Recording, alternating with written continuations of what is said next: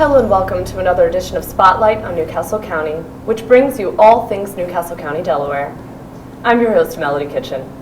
You never know who we're going to talk to or where we're going to visit.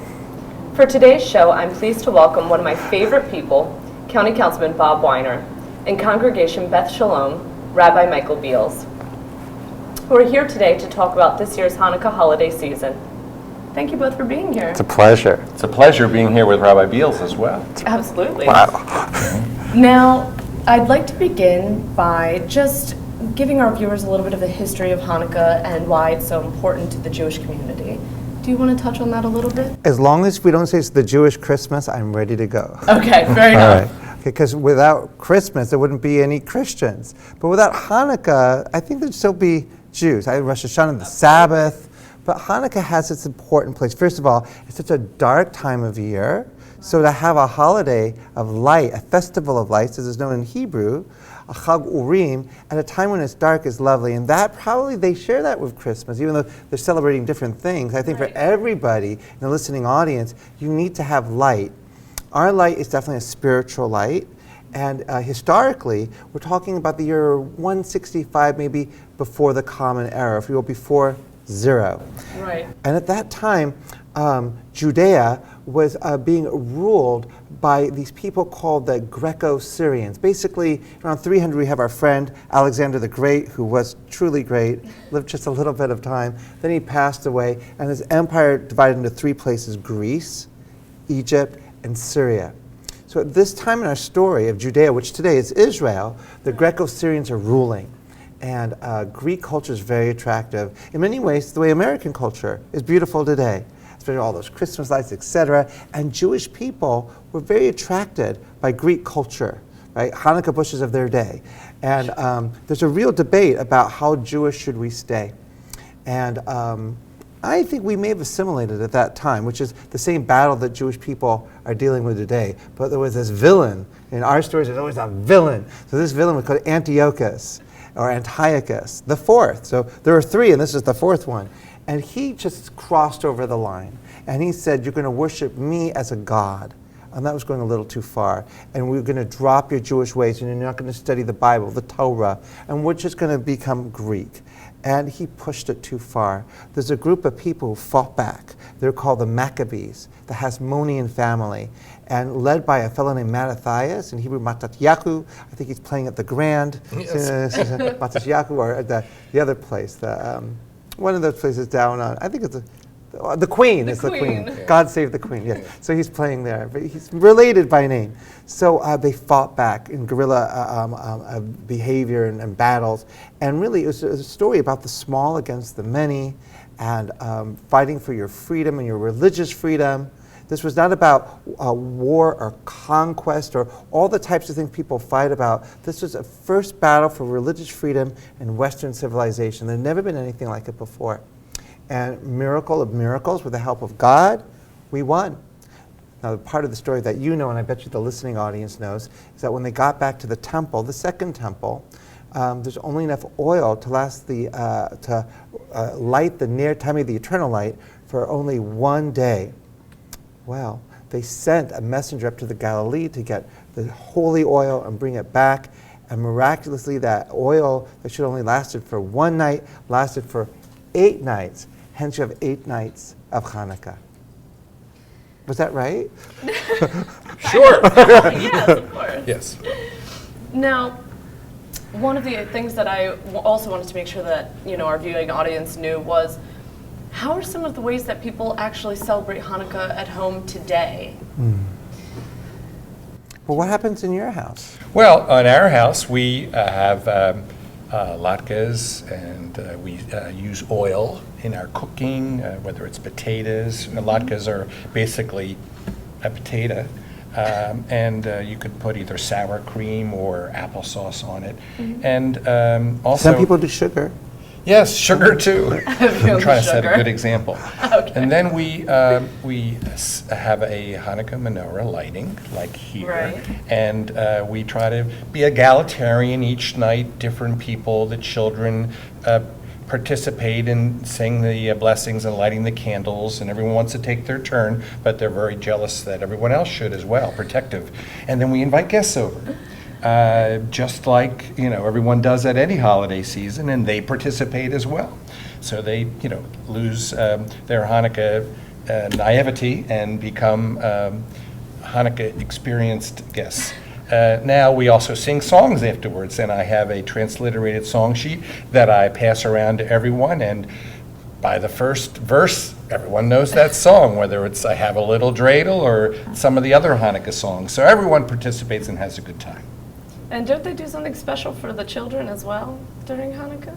We hand out Hanukkah candy that's called Hanukkah Gelt, and it's made of chocolate. And you can actually, the kids can use that to gamble with the game of the Hanukkah dreidel. Right. And the dreidel is very important because this little dreidel is the same game that was played when the Greek Assyrians were keeping an eye on the ancient Israelis to make sure that in Judea that they weren't studying Torah, studying Bible, but it was a trick. The kids looked like they were just playing with the dreidel, but they were really studying a biblical lesson is about the story of Hanukkah as a great miracle happened there. And Gadol, great, a miracle, Nun, which is none when you're gambling, happened, hey, and there, the shin. Although in Israel it's the letter pei, which means po, here, right. because the miracle happened here in Israel. So that's when you know if you're dealing with an American dreidel or an Israeli dreidel. Right. And so, Gadol, when you ante up your chocolate gelt, after you ante up, so you can play this at home. So you listening audience, get your M&Ms right now and you can play along. So Gadol, which looks like this, camera can see it, means a great, so you get the whole pot. Hey, half, looks like an H because the letters of our alphabet all started with the same little picture symbols. Shin, you have to double the pot. Live long and prosper. Yes. Actually, I was told you're supposed to put one in. Yes, that's right. Oh, wow. You put one in. And then Nun, guess what? None. Nothing. None. Genisht. So, and then you spin and you wait to see how it comes out. Now this time, You got to put one in. gotta put one in. Which is good for the government. Usually It it's is. good when elected officials put back into the pot. Yeah, I look at that too. Now sometimes you can even spin it on its head. Wow. I need a bigger floor. Oh, I but- wish they could have seen it earlier. Right, yep. He's excellent. Well, so that's. So when we go to Dover Downs, we're with you. With the Oh, two. yes. Of course, I would never do that No. with Never. taxpayer money, of course. This is just with Hanukkah Gelt. That's right. And do you have anything to add, Rabbi? Well, I have a story about a Hanukkah story. It's a little embarrassing, but I'll share it. Oh, please. So when I was in high school, our family, we grew up in Orange County, California, the big OC, and we were the token Jewish family, and so we would have people over to our home. And this was before Cuisinart. My father prided himself in using the ribeyes and the grater for the potatoes. He says that some of his knuckles would go into the potato, and that gave it its special seasoning. No. But I don't know if that's true or not. But and I didn't really have any Jewish friends, which is fine. Now I live in Wilmington. I have many Jewish friends. Yeah. And there was a very sweet girl named Jody. I won't say her last name in case she's listening, but her last name was suspiciously Jewish sounding, and my parents were hoping, and so she asked her. She tasted these latkes that my father's knuckles went in, and she said, "That's so delicious." She said, "May I have some ketchup, please?" And my mother's from the Bronx, and the Yiddish word is schreit. She screamed so loud that Jody turned the color of your prompter sheet there very, very white. And then poor Jody said, well, they tasted like hash browns. So then we were clear that Jody wasn't Jewish. Sweet, wonderful. But there you go. So that's my Hanukkah story. But having friends over who weren't Jewish was the way my family helped me cope with being a minority. Because I don't maybe look like I'm, although with this vest on, maybe I do look like a minority. But but normally, I look like everybody else. Right. But comes December, Jewish people sometimes feel a little bit alienated Left out because a little bit. little left out. We have a few good Hanukkah songs that we'll sing later, but and a lot of the good Christmases were written by Jews, actually. But there's a lot more. Irving Berlin. Oh my God. Yes.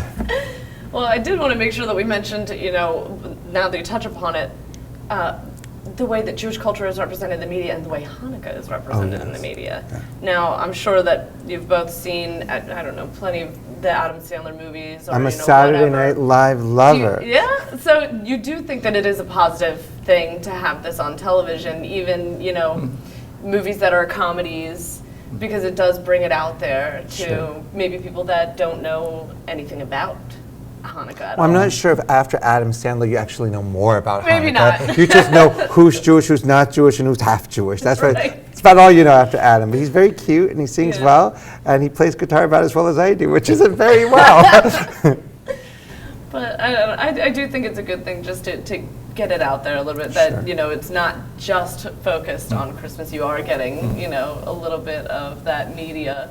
I think the stress is that living in America, I think that people who want to be multicultural want to lift Hanukkah up and say, either put on the same level as Christmas or say it's the Jewish Christmas. And I get really nervous when I hear that, because really Hanukkah is not at the same level. It's a very important holiday, and I think that if you were going to go anywhere else in the world, it wouldn't have the same media presence as it does in the United States. And I think that's part of, I think Hanukkah's popularity for Jewish people in the United States really is something more about living in America and what it means to live in a multicultural city or country where we try to be respectful of all cultures and religions. If I could add, the whole idea of giving gifts on each of the 8 nights is a 20th century modification. And it was added because we didn't want to feel left out. And so I would get like one crayon for each night. How about you? Well, we'd go to school and say, well, we get gifts for 8 nights, and then we go over Socks. to our friends' houses and join them for Christmas too. So we have the best of both worlds. But really, we still sort of felt left out.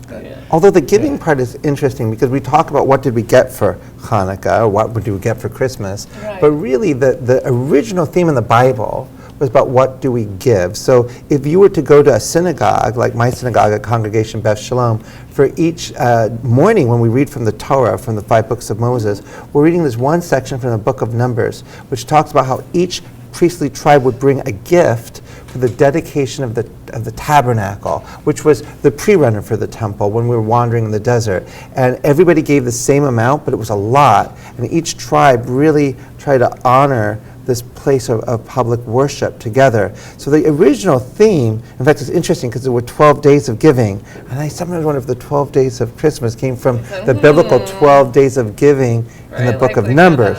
I think so. We should research that off camera. We'll come back and we'll Google it. But what I think is really interesting is that we've assimilated some of maybe the worst parts of Christmas, and that we say, what did we get? And that commercialization. And I think Christians would agree with us, actually, that originally, it was about bringing gifts to little baby Jesus in the main, bringing gifts to him. And I think for us, it's about bringing gifts to honor. So I thought, what would it look like if maybe one of the nights of Hanukkah, families decided, what are we going to give? What organization are we going to, maybe even the county? We'll give something for the county. Well, I don't want to make an at this point. Just real quickly let you know that the first night we light 1 candle with the shamash. When does and it starts Hanukkah begin Sunday, this year? December 4th. It's for the next 8 nights after that. December 4th. Okay. And to go back, we're going to the second night with the shamash, all new candles. We let them burn down. We use the lead or shamash to light 2 candles. And there's a debate as to whether we go from right to left or right. Oh, I could explain that. Please. All right. Really? Okay. All right. So there were these 2 rabbis, one named Hillel and one named Shammai. They lived in maybe the 1st century, the Common Era in Judea. And Shammai was our historian. And he said, well, the miracle of Hanukkah is you had all this oil, and each night there'd be less and less and less and less. So really what we should do is we should start with all the candles on the first day and keep taking one away each day. So in the end you would be left with 1. And Hillel said, are you Meshuggah? Not that they spoke Meshuggah, that's Yiddish. Are you crazy? They said people will be more and more depressed at a time when it's darker and darker. We're going to have less and less light. Here's our aesthetic specialist. He said you should add light. Each night you should add more and more. Yes. And Shammai said, well, that's not historically authentic. So, oy vey, 2 rabbis, 3 opinions. So in the end, the compromise was, well, we'll go ahead and add a candle for each night, respecting Hillel, but representing Shammai will light in the reverse order from the most recent one down. So that way we'll kind of respect Shammai as well. I think Hillel got the better end of that I deal. think so. Right. But now that we're talking about the actual traditions that take place in different people's homes, can you tell me how food is very much a part of that tradition? I know that dairy in particular has a specific story behind it. Actually, no, it doesn't at all. No? No, dairy would be good for the Jewish holiday of Shavuot, which is Okay. in the late spring. So invite me back, and I'll tell you Sure. about that. Blintzes are good. I would say that oil is the important food. main- But not good for you, but it's the important one. So you mentioned great latkes, right? Yes. But you're an Eastern European Jew, of course. You mentioned, or if that's your derivation. But, Yes. but Ukraine and Belarus. perfect. Yes. And my people too, not Ukraine, Yes. but definitely I'll give you a little Belarus there, Yeah. Minsk between Kiev. Minsk and Pinsk for my family. But if we came from North Africa, we came from Morocco, if we came from Turkey, beignets, or if you will, sufganiyot in Hebrew, which are jelly-filled donuts. So they're fried in oil as well. But so if you go to Israel, you can have them both, because all the cultures of the Jewish diaspora, Galut, came together in Israel to create a culinary Melting pot. Yes, a smorgasbord. Yes, right. And let me correct a mistake I made. Sunday is December 6th. That's what I thought. I was Yes. thinking the same thing, but I didn't have anything to double check on that. Right. I know, I didn't either. So Sunday, December 6th. Right, and for 8 Is the nights first thereafter, day. Sunday through Sunday. Right. And it varies each year because the Jewish Good luck calendar explaining this one, yes. is based upon a lunar calendar, which is 28 days, and we get a leap month rather than the Gregorian calendar, which is a solar calendar where the days sort of get borrowed based upon whose name is more popular than the other. So it's like 30, 31, sometimes Right. 29 or 28. So that's why, just like Easter varies, Right. Hanukkah varies too on the Gregorian calendar. But with limits, Yes. because we're still based on our holidays all took place in the land of Israel. Mm-hmm. And so Hanukkah has to be in the winter and Passover Right. needs to be in the spring. So we have correctives in our calendar to make sure that every now and then if things get Still too out of fairly whack. Yeah, so accurate. two years ago, right, we had Thanksgivika, right? Yes. Do you remember that? Really? And we had a menorchi. Did you have a Which menorchi? only happens like once every 100 years. I don't think I'll live that long. Yeah. We never know, though, with science. Yeah. But that was good. You could be rabbi one. That was really good. No. All contrary. So before we wrap up, we have I don't want to wrap up. This I is so don't much want to ever fun. wrap Are you having fun? Do you want to wrap up? This is great. Never. No. But before we wrap up, we You still have have a two little more kosher at the end hams here. here. Oh, sorry. Okay. Which Here we equals go. one turkey. One non-kosher ham. So before we wrap up, we have to touch on the importance of music during the holiday as well, especially because after the show, we will have our very own performance. Really, I'm looking forward to it. Who's performing? You better be ready. both of you. Matasyahu, I hear, is coming. So tell me a little bit about the importance of music during the holiday. Well, we have traditions. We have Miznazdik traditions, Hasidic traditions. But the tunes emanate from both. The Hasidic or Eastern European tradition is that we reach God through music, through singing. And I feel right at home when I go with some of my friends to either a Catholic service or a Baptist service because you're involving your whole body, your whole lot soul. of singing. And so we do the same as well. And it gets the children and families involved as well. Right. And music creates community. And when you have everybody singing together, whatever their beliefs are or their practices, music is a great equalizer and invites everybody in. Just think when you have a soul, when you breathe, you're using your whole soul, etc. So if you will, it's the most spiritual thing you could do is sing. Yes. Absolutely. And touching on the community, didn't you say there was a community event coming up to All celebrate done. Hanukkah? So not this Sunday, but next Sunday at the Jewish Community Center over on Garden of Eden Way in North Wilmington. There's going to be a huge Hanukkah celebration and things to buy and play and eat and some Jewish authentic food. And music. Oh, of course, And music. Yes. And I think everybody would be invited there. You don't have to be Jewish. Right. Sure. Well, is there anything that you'd like to wrap up, like to add before we I'd like wrap to up do a today? sermon of Hanukkah. It happened, let's eat. It happened, let's eat. There you go. I also pray that people will put light in dark places, no matter what their religion and culture is. We live in a place where we hear such bad news that this is an opportunity to put light in dark places and realize that really God is everywhere. We just have to be able to discover and embrace that and share the light with everybody. Light doesn't diminish, light can expand. And that's the real story of Hanukkah. So, and when you put up your dates for Hanukkah, remember it starts Right. on the 6th December Right. for 8 days. And then for the Jewish Community Center Hanukkah Fest, that's on Sunday, December 13th Okay. at the Jewish Community Center. And do you know what the hours are for that? Or can you tell That goes from our 10 audience? till 3:30. From 10 till 3:30. And is there a website or somewhere that our audience can access? They Google Jewish Community Center of Delaware, they'll it'll be be taken posted. to their website. Or www.siegeljcc.com. That's www.siegeljcc.com. Well done, Mr. DJ. Thank you. You're welcome. Well, thank you both so much for being here today. And I know our audience will be excited to see you perform after the show. Thank you. Thank you. Well, that wraps up this edition of Spotlight on Newcastle County. I hope you enjoyed today's show. Please keep it tuned to NCC TV for news and information on Newcastle County. For County Executive Tom Gordon, Executive Producer Jim McDonald, Director Tony Prado, and NCC TV crew members, this is Melody Kitchen. Thank you for watching. Take care. All right. Oh. Do the other side. Do the hard one now. You have to.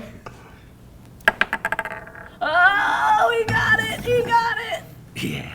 He's going to get nothing. He's going to give one. Give more everything. NCC TV is in for a real treat because now you've got the singing rabbi councilman. The rabbinical politico. Yes, Rabbi Beals and Councilman Weiner singing songs, and not only will you be the first to ever hear this, we've never heard us sing before either, too. That's how great miracle happened here. Yes. So we're going to start with the blessings. Okay. Now, every time you hear Baruch, it's a blessing. So Okay. for all nights of Hanukkah, we say the 2 blessings, the brachot. But there's a third one that we're going to add just for the first night, which is when? December 6th, Sunday. Amen. And it then- means, Blessed art thou, our Lord, Lord our our God, King of the universe, who has sanctified us and commanded us to light the lights of Hanukkah. Amen.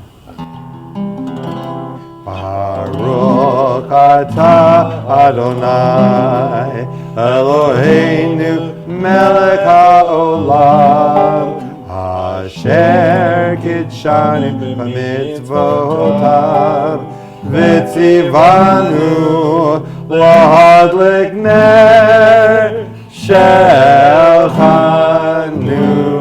Chanukah. Second blessing. Baruch atah Adonai Eloheinu melech haolam she'asa nisim la'avoteinu bayamim hahem bazman hazeh. This third blessing is thanking God for special moments that we got to together, including the first night of Hanukkah, like this. Okay. Baruch atah Adonai Eloheinu melech haolam she'ehiyanu v'kimanu v'higiyanu lazman hazeh. We had different family tunes on that. That's fine. That's fine. We're all together. Yes. What's next on our hit parade? Well, there's a beautiful song right after the lighting that people sing called Matzor, which means Rock of Ages. But Well, not the Rock of Ages that people are used to. or that musical on Broadway. Or that one No. either. So we're going to sing the traditional one, which all the other ones are based. Yes. We'll do it first in Hebrew, but then if you didn't catch the Hebrew, we'll do it in English. Is that cool? That's great. Okay, Yofi Tofi. Okay, Yofi Tofi. And C. Thank you. Matzor Yeshuati Matana Ereshabea Timon Tefilati Veshaltota Mizabea Le'etakim Latea Mizaham Nazea Azegmor Beshir Mizmor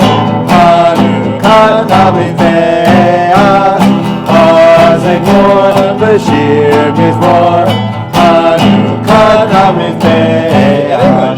Rock of Ages, let our song praise thy saving power. Thou art the